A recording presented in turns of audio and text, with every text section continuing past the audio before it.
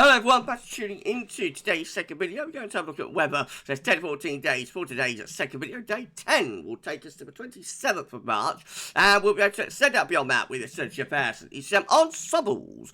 They run around a couple of weeks. So we'll have a look at CFS V2 at the end of the video over the next 4 weeks. Gets us towards the middle of April. I should get to back for you in a moment. Just say that first. A video today was our 6th UK weather forecast. Please like, share, subscribe on both of today's bids. So much everyone for doing that. I've got a shout out to do, so I'm going to say hello and thank you so much for your super chat on yesterday's live stream to JS Photo WX. That's Josh. Hello to Josh, and thank you for your super chat. I was doing my screen share section, I think, when Josh did his super chat, so I actually missed it on the stream. I saw it after I'd stopped the stream, and I said I'd give him a shout out. So thank you so much, Josh, for your super chat. I'm so sorry, but I missed it on the live stream. But it was absolutely amazing of you. Thank you so much for your kindness and generosity. And I'm also going to say hello and thank you so much to Dandy, who gave us a donation for our PayPal page. So hello to Dandy. Hope you're having a nice Monday, Dandy, and thank you so much to you for your donation to GavsWeatherVids via PayPal. Unbelievable. If you'd like to give a donation to GavsWeatherVids, the link to our PayPal page is in the description. It's down there. Down there. Just click through the link. You'll come to the GavsWeatherVids PayPal page, sign your PayPal account, and give whatever donation you want. And every little helps, and we will shout you out in a future video if you want. Well, not everybody wants one. If you don't want one, then just let us know, and we'll say thank you to this anonymous person. You'll know who you are, and we know who you are. So that's how that works. But if you want to, if you do want to shout out, then we're happy to do that as well. And thank you so much, for all of the support, all of the super chatters, super thankers, channel members, PayPal donators, how you support GavsWeatherVids. It's unbelievable. Thank you so much. And a special thank you to Josh and to Dandy for the donations. Thank you so much. Right, okay, let's start the video then. I'm going to begin having a look at the latest wind from map from Earth, nullschool.net. So, high pressure beginning to move to the east.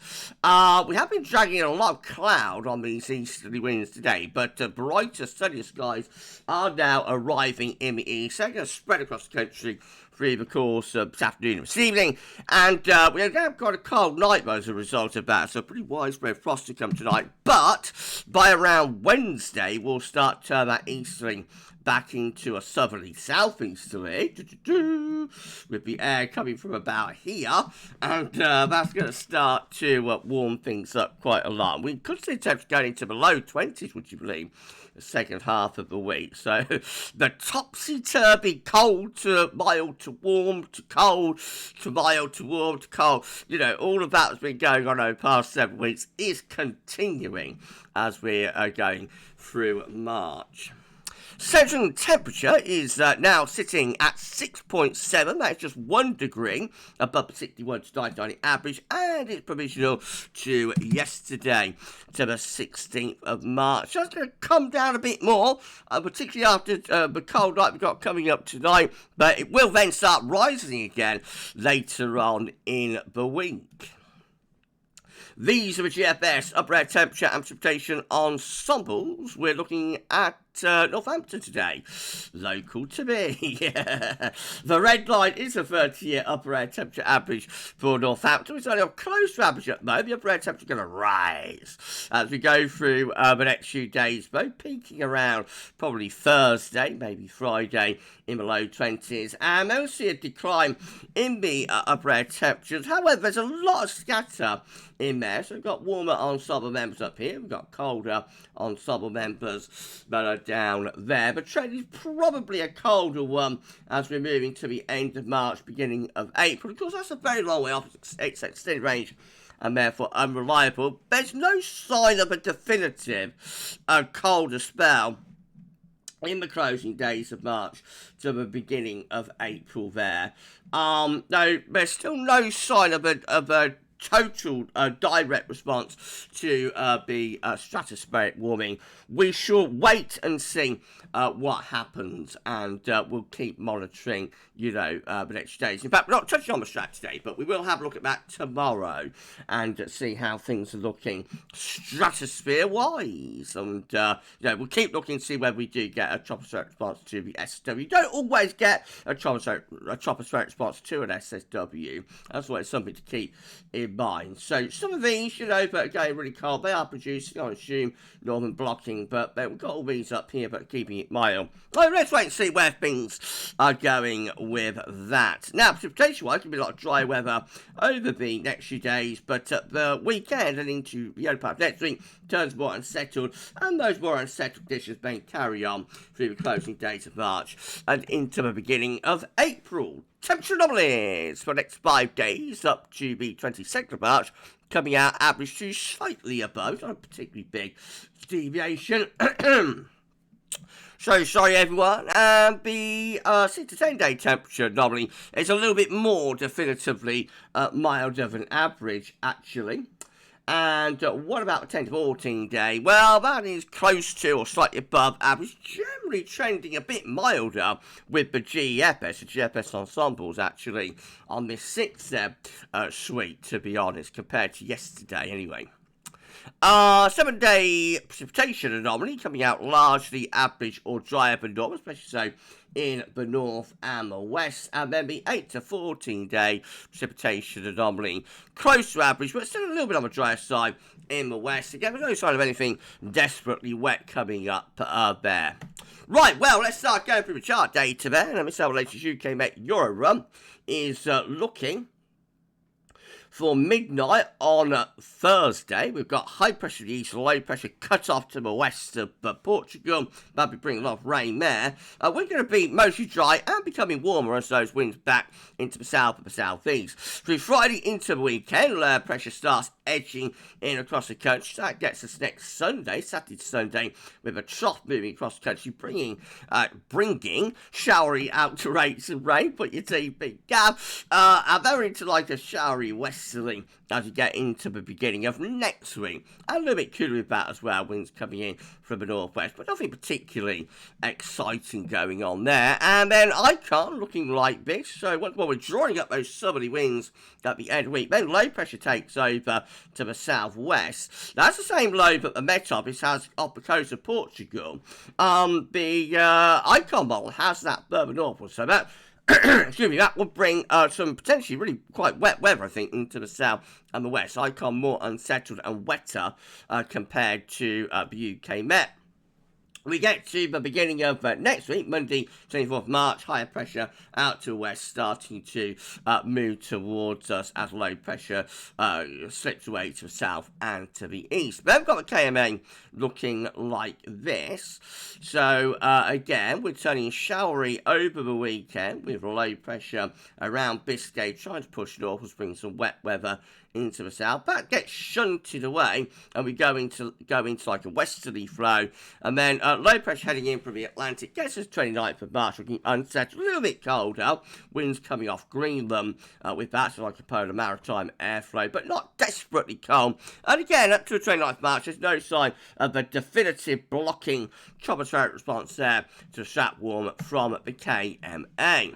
Let's go through the GFS. Let's have a GFS midnight rain looking again on Thursday. We've got that low pressure up the coast of Portugal, bringing plenty of rain to Iberia. We're under a ridge and bringing up a southerly southeasterly flow, but will be warmer at the end of the week. Into the weekend, the trough moves across the country, bringing a showery interlude.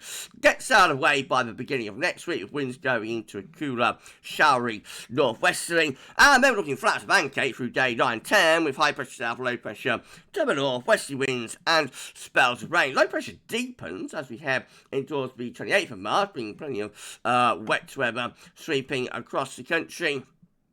we end up, though, with high pressure building strongly through the country and moving up towards Scandinavia. So by the 2nd of April, as far as we get to, with the GFS Midnight Run, we've got a big old Scandinavian/Siberian high, and we bring the wind in from the east. Now, is that a tropospheric response beginning to the strap warm? It possibly is, but on the other hand, April, May are the most easterly months of the year anyway, so it's always very, very difficult to know whether one thing is leading to another thing, one thing is causing another thing.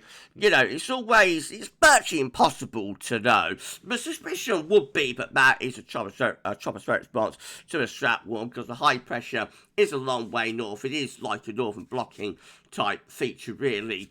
But again, you know, it's just that time of the year where it's always hard to know whether a strap warm is causing a block like that or not. We'll go through the GFS 6 there, with winds coming up from a southerly southeasterly direction. At the end of the week, going to be quite warm, but low pressure band heads across the country, being showering outbreaks of rain. That clears away to the south and east by the beginning of next week, and we go into a westerly flow of high pressure south, low pressure to the north, looking flat of pancake with showering outbreaks of rain. Low pressure deepens there between Scotland and Norway, brings the wind in from a cooler northwesterly through to the final days of March. That turns into a northerly by Sunday the 30th. We're well beyond day 10, of course, but looking colder there with the GFS 6 there.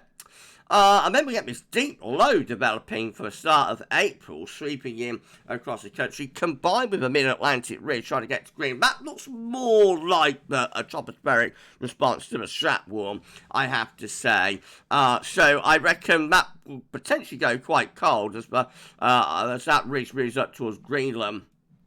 This low will go in that direction, and I think we'd be within a day or so bringing down like a proper long fetch northeast. That looks like a more definitive response, really, to the SSW. But again, it's a long way off, like it's the 2nd of April, so probably won't even verify. GM, don't worry everyone, you've not got airhead Gav today. I have noticed that is still showing the 13th of March from Avatar, but I thought I'd have a chart there to have a bit of a laugh. So, no, I've noticed that from the start, so let's go to Metro Seal and we can have a look at the gem over there. So, right, high pressures to our south and east. Silly Gav, but not airhead Gav today. High pressure to our south and east, low pressure up goes to Portugal on Thursday and bring up that very mild to warm southerly wind, and then low pressure heads in across the country through the weekend to start of next week, bring quite a lot of wet weather in with it. So low pressure starts to slip southwards as we go through the closing days of the month with Gem, and that's how we end up, get to the 27th of March. So we've got quite a big area of high pressure there between Scotland and Iceland. Looks like a northern blocking feature is getting going. The coldest area back is actually the north and the east of Europe on these northeasterly winds, but I reckon we could start to pull that into the west of Europe, actually, especially if this high pressure was to begin to go into retrograde, and start moving towards Greenland. We could start to bring in a colder northeast. As it is, that's quite chilly though by day 10 with the Gem. Might be the start of a tropospheric response to strap warm, and the ECM looks like that. So once more, high pressure slipping towards eastern Europe on Thursday, low pressure coast Portugal, bringing up those southerly southeast winds. The southerly wind continues through to the weekend, so going to be quite mild into the weekend, but will turn increasingly unsettled. This area of low pressure heading in from off the Atlantic. That gets out of the way early next week. A ridge builds out to the west, and we bring the wind round to a colder, or certainly cooler, northeasterly. And then we're under an area of high pressure through the middle of the second half of next week. Mostly dry, but quite chilly, with probably a return of overnight frost. Into the extended, we begin to build the heights through the Atlantic up towards towards Greenland, and a threaten to bring down a cold north to northeast. That's as far as we get to with the ECM today. We've got a proper mid-Atlantic ridge there going towards Greenland. Trough of low pressure covering the north of the west of Europe, and it looks like we're about to bring in quite a cold northeasterly type flow. So a cold start to April is hinted at there after quite a wet interlude with that area of low pressure from the ECM. Is that a tropospheric response to the SSW? Again, it's impossible to say definitively, but it's the kind of thing we're looking for, really. Right, this is a precipitation forecast up to day 10 based on that ECM run from Tibet. Going to be loads of dry weather really over the next few days and becoming warmer as well. By the end of the week, though, we start to see some showery rain beginning to push northwards. There might be a little bit of thunder mixed in with that. Maybe, you know, a few thundery downpours. But Saturday, again, suggesting some quite big downpours moving across the country. Maybe thundery in nature. It will be quite a warm and unstable air mass for March. I mean, it is only March, but it will be quite a warm air mass that we have at the end of the week. Next week turns colder again, with winds switching around to the north and to the northeast, becoming drier though for a while up toward day 10. And then beyond that, you know, we as we saw, it does turn into a more unsettled pattern. Means that we are at the top of the table within the ECM ensemble today for day 10 from the Icelandic Met Office gets us to the 27th of March. 16 members of the ECM ensembles have high pressure blocking between Scotland and Iceland. Around that, we bring the wind in from a cooler east to northeasterly. We've got 15 easterly direction, I should say. We've got 15 with high pressure through the Atlantic, mid-Atlantic ridge going towards Greenland, low pressure to our south and east, and winds are coming in from a colder northeasterly direction. And we've got 10 with a ridge somewhere close to the country, mostly dry. With that, and could be a little bit on the cool side as well. We've got 10 with a block around Greenland and Iceland. Low pressure is underneath there, and winds are going to be coming in from quite a cold east to northeasterly direction. So most of the options involve high pressure to our north, somewhere to our north. Most of the options looking quite chilly there, at least possibly cold at day 10. In 2 weeks' time, these are the options that we've got. Gets to the 1st of April. 28 members of the ECM ensembles then have a ridge in the Atlantic going to Greenland, a trough through the west of Europe, and we could be bringing the wind in from a cold northerly direction. So that looks quite cold and unsettled with those. And we've got 23 again with high pressure in the Atlantic, ridging northwards, low pressure to our east, and winds are coming in potentially from quite a cold northerly direction with that. So both of the options there looking at least quite cold for the start of April.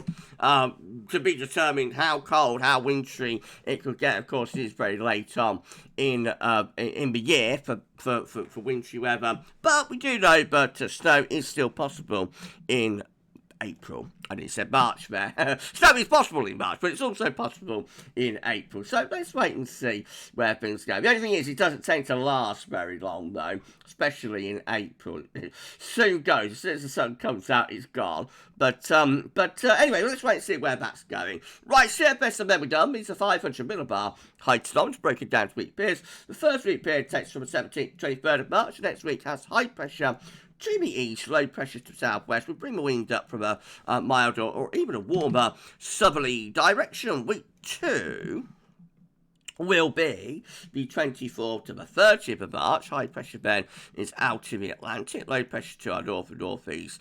Winds are coming in from generally quite a mildish sort of westerly direction, really. Week 3 is going to be 31st March, 6th of April. This is a change from the CFS. It's dropped its northern blocking idea today. We've actually got low pressure continuing around Greenland and Iceland through the first week of April. We've just got a nice ridge through the west of Europe, and it is going up towards the high pressure here over Russia, but I don't think that would be particularly cold. And then week 4 is the 7th to the 13th of April, looking very anticyclonic. High pressure ridging in from the Atlantic into West Europe, going north as well. High pressure actually backs to Canada as well. Oh, I mean, we might get like a chilly northeasterly with that, I guess, but it does not particularly cold. It's not like proper northern blocking bring down Arctic air masses or anything like that. So a bit of a strange one from the CFS today. That came up. I suspect it would probably be quite nice, actually. Mainly dry and pretty mild, I would have thought. Under that very large and extensive high pressure that's going all the way from North America and Canada over to Russia. Anyway, we shall see. It's a long way off. It's 4 weeks away, so, you know, not really worth worrying about. Right, we're done. If you enjoyed the video, please like, share, and subscribe. Make sure it's open for dear man. Remember, we only need 2 subscribers to get us out 19.6k. Don't think I mentioned it. Drop a comment. Let us know what you think about this and all our videos and content. And don't forget to tell your friends about GavsWeatherVids. Get them to subscribe to.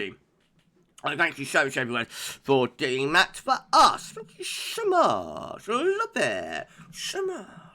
Right, and again, thank you so much to Dandy and to Josh for the donations. Right, tomorrow, we have a 6 AM UK weather forecast. We will have the extended European outlook as well. And of course, there'll be a 10 to 14 day. Still looking for tropospheric spots to the snap warm. So, yeah, enjoy the rest of your Monday, Bo. And for this one, that's all for now. And thanks for watching.